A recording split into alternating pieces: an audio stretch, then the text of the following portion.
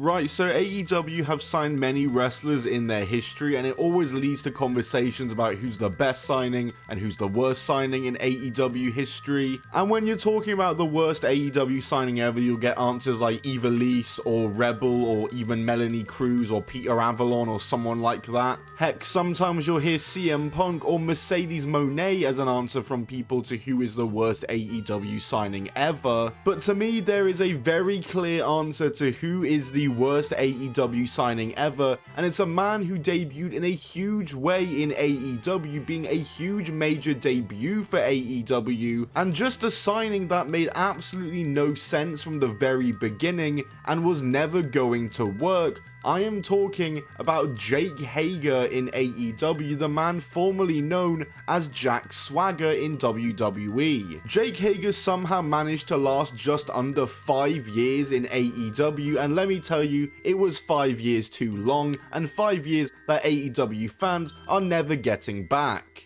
If somehow you don't know who Jake Hager or Jack Swagger is, let me refresh your memory. So he first made his debut as a wrestler in 2006 when he tried out for the WWE, and he did eventually get signed to the WWE in 2007. And he would spend time in WWE's developmental territories like OVW and FCW, before in 2008 he was called up to the main roster where he would become a part of ECW, the WWE ECW brand on Sci-Fi. And yeah, Jack Swagger ended up being one of the bigger names on WWE ECW. Of course, WWE ECW was more of a third/developmental brand at this point, so Jack Swagger managed to make a bit of a name for himself on the brand fairly quickly. He debuted for ECW in September of 2008, and by the end of the year, he was the #1 contender for Matt Hardy's ECW Championship, and he would win it at the start of 2009. So his first world title win, if you count it. I don't. I personally don't count the WWE ECW title at all as a world title. And he was the champion for about 3.5 months before he lost it to the returning It's Christian. And a couple months later, after failing to regain the belt, he was traded over to the Raw brand and was officially a main roster member. He found himself in that little mid-card spot fighting for the US Championship. However, in 2010, everything would change when at WrestleMania 26, Jack Swagger would win the Money in the Bank ladder match to earn himself a world title contract. The very next night on Raw, he would tease cashing it in against WWE Champion John Cena, but would change his mind, and instead would cash in that Friday on the episode of SmackDown after he cashed it in on World Champion Chris Jericho and became the World Heavyweight Champion. In a move that was very bold from WWE because Jack Swagger had been built up in no way whatsoever since his ECW title loss and hadn't really had any sort of identity given to him on the WWE main roster thus far. And yeah, his world title reign ended up being a bit of a failure. The fans couldn't take him seriously, he wasn't a good promo and just looked like a mid-card guy holding a world title belt, and he wasn't believable in the slightest and was losing to mid-card guys on episodes of TV. He held the belt for just under 3 months and lost it at Fatal 4-Way to Rey Mysterio, and after this, it was straight back to the mid-card, and he would become the lackey for Dolph Ziggler, which seemed a much more suited role for him. He would get a US title reign out of this role as well, as he defeated Zack Ryder to win it in once again a very ill-informed decision, as Zack Ryder was extremely over with WWE, but I guess Vince wanted that real American push. Speaking of the Real Americans, that was another gimmick that Jack Swagger would do. The Real American gimmick alongside Zeb Coulter would get very, very controversial in 2013, and this character and gimmick from Jack Swagger and Zeb Coulter got so much backlash from political parties and political figures that they had to break kayfabe and break character and apologize for the content of their characters and of their gimmick. It was a failure of a gimmick. They tried to push him as a top heel in the company. They had him challenge Alberto Del Rio for the world title at WrestleMania 29. That is just cooked booking. Eventually, Antonio Cesaro would join up the Real Americans and they would form a little tag team, which I did actually quite enjoy, the Real Americans tag team, but it was always clear that Cesaro should be doing something much greater, and he eventually did turn on Jack Swagger. And for the remaining years in WWE, Jack Swagger more or less just existed. He did turn face and challenge Rusev for the US title in a moment where he actually actually got kind of over, but it never went anywhere. And when the brand split returned in 2016, Jack Swagger was put on the SmackDown brand in a trade, and it seemed as though he was getting some sort of renewed push, but lo and behold, he would only have a couple months run on SmackDown before they ran out of ideas for him, and his last appearance was made in October of 2016, as then in March of 2017, it was announced that WWE had granted the release of Jack Swagger per his request. And after this, Jack Swagger would go into the independent scene. The only places I really remember Jack Swagger doing anything notable on the indies were I remember him appearing for What Culture Pro Wrestling and fighting Joe Hendry in just a terrible match. And I also remember him being part of 5 Star Wrestling, the incredible British wrestling scam that had him and John Morrison and Rey Mysterio as a part of it, and he ended up being their second and final world champion. And let me tell you, he is just the perfect face to represent 5 Star Wrestling. And of course, in 2018, he would join the 4th season of Lucha Underground under the name of Jake Strong. He totally didn't fit in with Lucha Underground whatsoever. The fans totally rejected it. The matches were boring. His character was boring. So of course, they gave him the Lucha Underground World Championship and let him be the final ever Lucha Underground World Champion. In a move I still can't believe they did, and it just leaves a sour taste in my mouth knowing that Lucha Underground, such a great show, ended like that, with Jake Strong as the world champion. Who wanted that? Who wanted that? And yeah, I kind of figured that Lucha Underground would probably be the last time he was ever on a TV wrestling company, but inexplicably, Jake Hager somehow managed to make his way to AEW, the newly formed AEW in 2019 to be precise. As on October 2nd, 2019, the debut episode of AEW Dynamite, the show would close with the big debut angle of Jake Hager as he aligned himself with Chris Jericho, Ortiz and Santana and Sammy Guevara to form the Inner Circle. And looking back at this moment, man, it's just crazy to think they ended their big first show with the big angle of Jack Swagger's debut.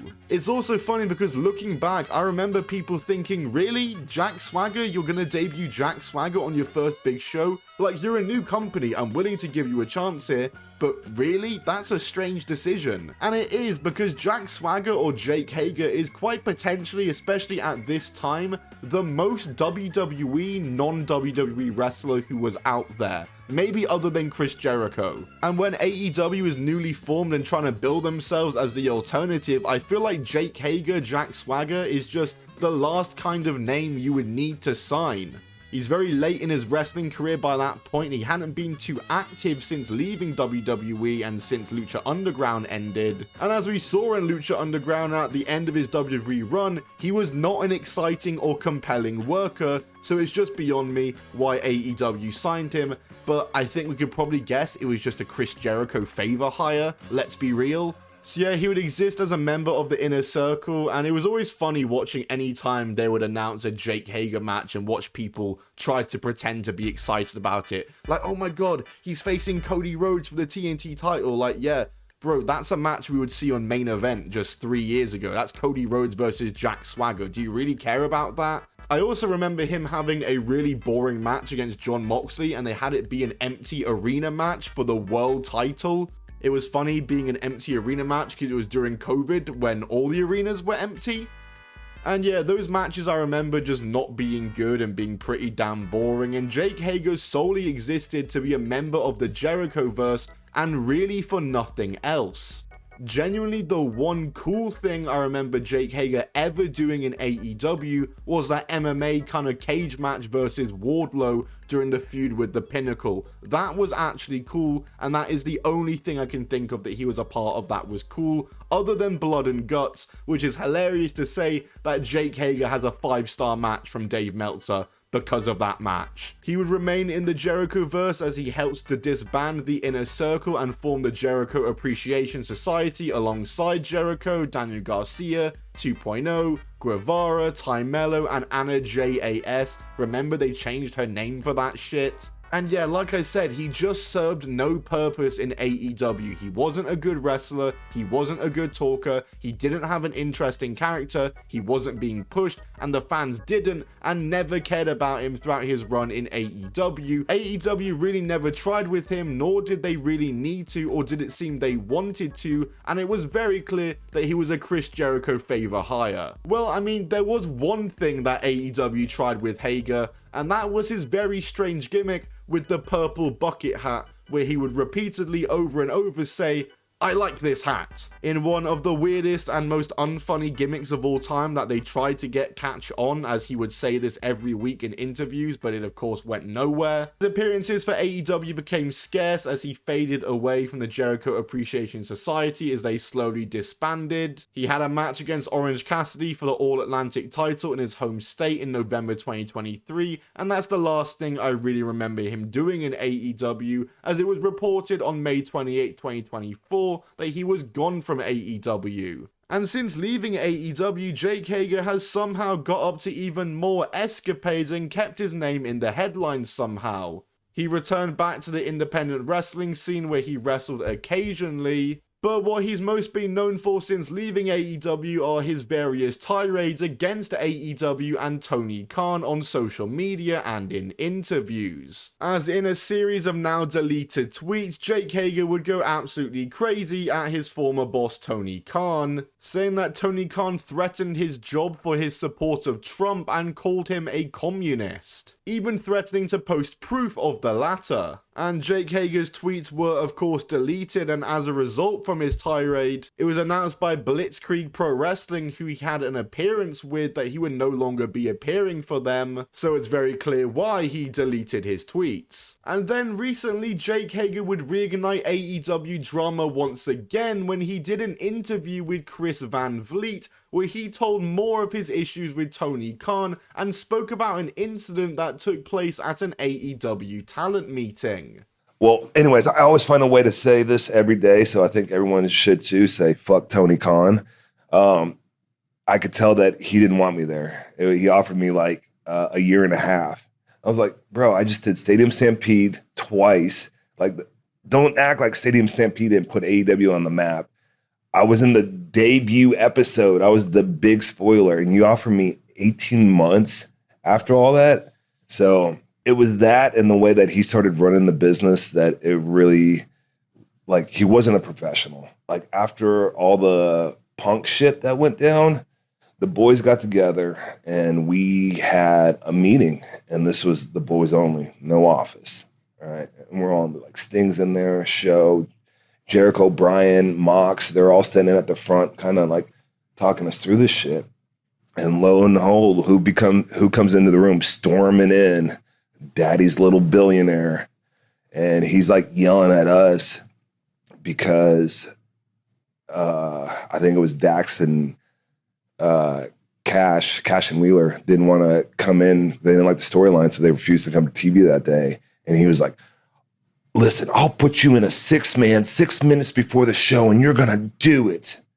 And we're all just like, all feeling disrespected. And I still to this day wish I would have stood up and said, you know, a lot of things. But like, you just told Sting that you're going to put him in a 6-man in 6 minutes, but then you're going to honor him for his retirement. Now, these quotes from Jake Hager in this interview with Chris Van Vliet would get the attention of Dax Harwood and Cash Wheeler of FTR in AEW, as they were mentioned here, as Dax tweeted this saying, Cash and I were at the all-talent only meeting that was called by Bryan, Jericho, and Mox. Tony never interrupted. Cash and I have never refused to show up to work, and I dare to say, if you look at our schedule since Collision started, we're the most consistent talent that make both shows every week. I'm not really sure where all this is coming from, but it's mostly not true. Cash Wheeler would then follow up with a text conversation he had with Jake Hager, where Jake Hager apologizes, saying, I apologize if you're upset. I said I think it was you two, didn't say it definitely was, but that meeting happened.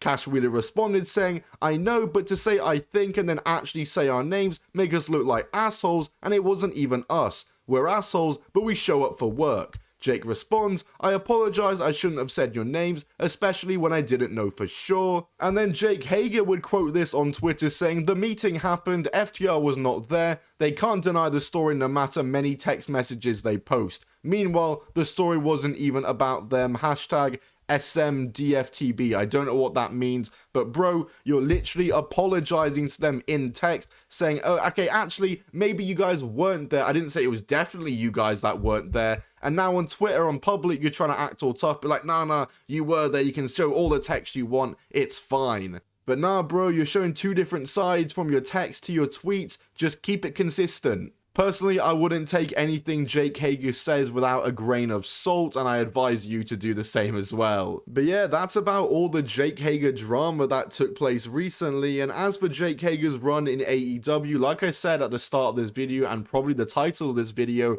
I think Jake Hager is probably the worst AEW signing of all time. Just a signing that served no purpose, and was given such a big platform, and debuted in such a big way, like he was made to be such a big deal. Bro, he was the closing angle on the first ever Dynamite. It was Jack Swagger. I can't deep that enough. It just makes no sense why they would do that. Just a guy that feels like he never fit in with AEW's ethos at any point, especially at the start of the company when it was first forming. Just a guy you don't need at all. And overall, his career in AEW was a total bust. And he goes down, in my opinion, as the worst AEW signing of all time. Like this video if you did enjoy, subscribe for more with those notifications on so you never miss a video. Comment down below what videos you want to see next. I'll see you all in the next one. Goodbye and keep on rolling.